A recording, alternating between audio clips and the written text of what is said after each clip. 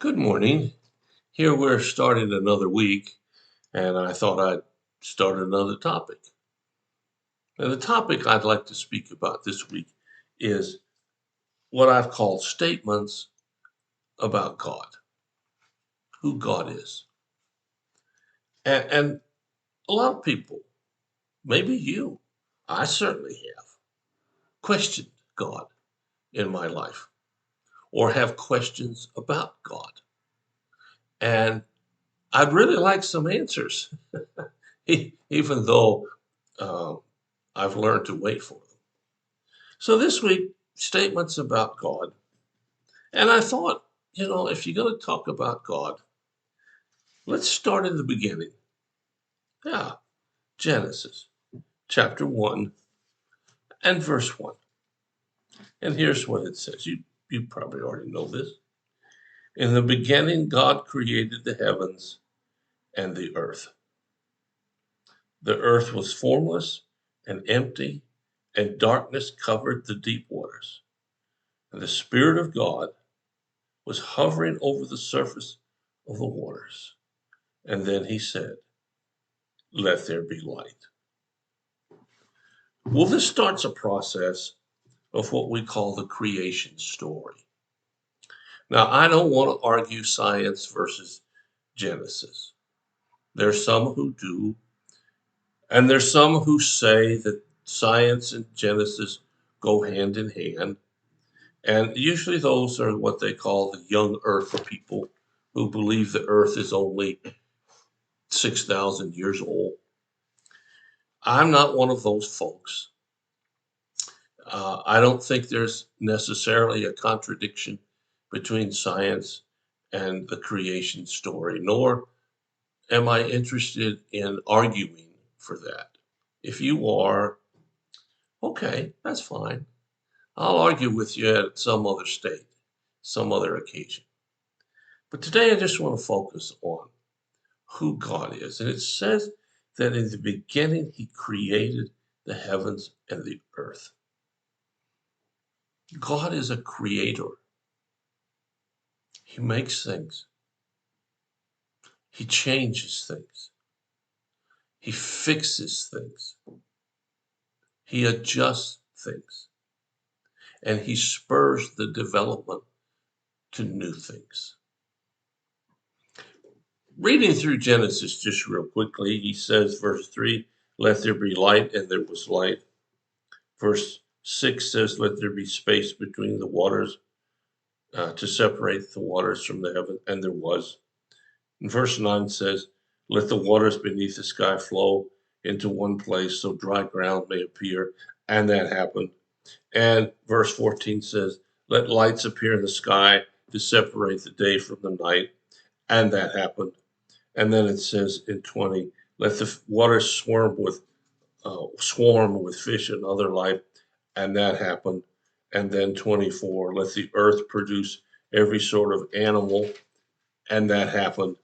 And then in verse 26, it said, let us make human beings in our image to be like us. And that happened. There's a consistent pattern here. Whatever God chooses to create gets created. Now let's think about that for a minute. God is the designer. He's the producer. He's the distributor. And he is the ultimate overseer of what he creates. I don't know if you ever thought about it that way before. Psalm talks about all of the earth is subject to his being. In light of God creating, let me point out one piece of creation, and that's you and me. God made you and me. I don't care how he did it. I understand the idea of psychology and sociology and genetics and biology and nutrition. I understand how all they come together to make me, me, and you, you.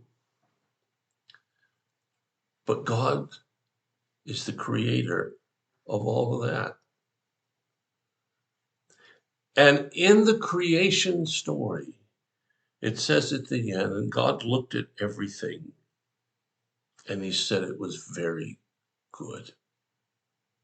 When God looks at you,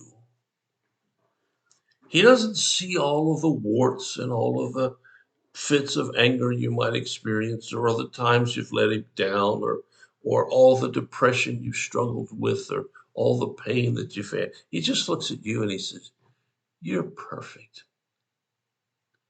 Now, these other things may have influenced his creation, but you were made perfect. And that's how he wants us to live in the world, perfectly. Now, I don't mean that we never make mistakes. It don't mean that we are always doing exactly the right thing, because this is a sinful world too, and that influences us. But what he wants you and me to know is, wherever you are today, whatever you're doing, God made you perfect and special. You are the creation of his hands. And he wants you to demonstrate that specialness to everyone you meet. Now, I know there's some of you who are struggling today, and you don't feel special, and you feel very confused, and maybe you feel very disappointed. I know I've been confused, and I've had disappointment. And I can tell you that even right now, there are some areas in my life over which I am very confused.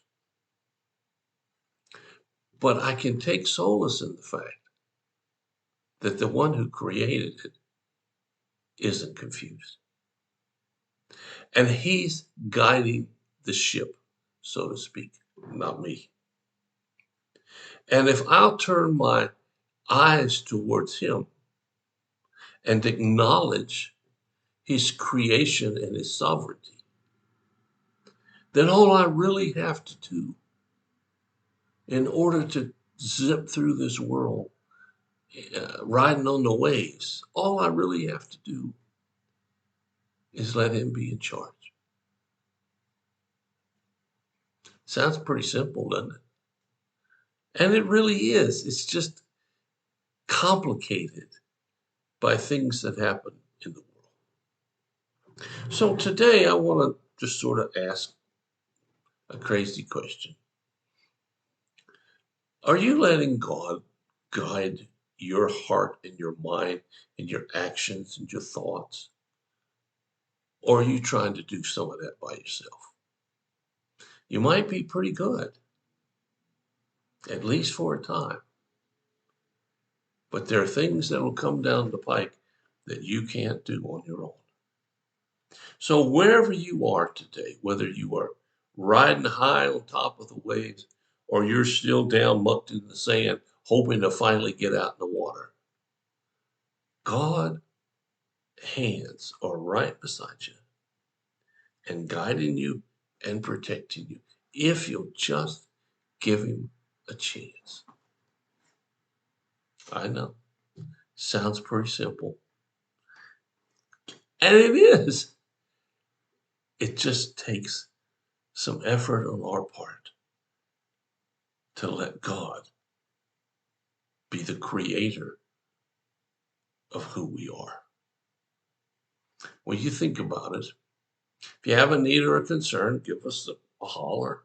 We'll do whatever we can as fast as we can to help meet your needs. Hope you have a wonderful day. I'll be back tomorrow with another idea. God bless you.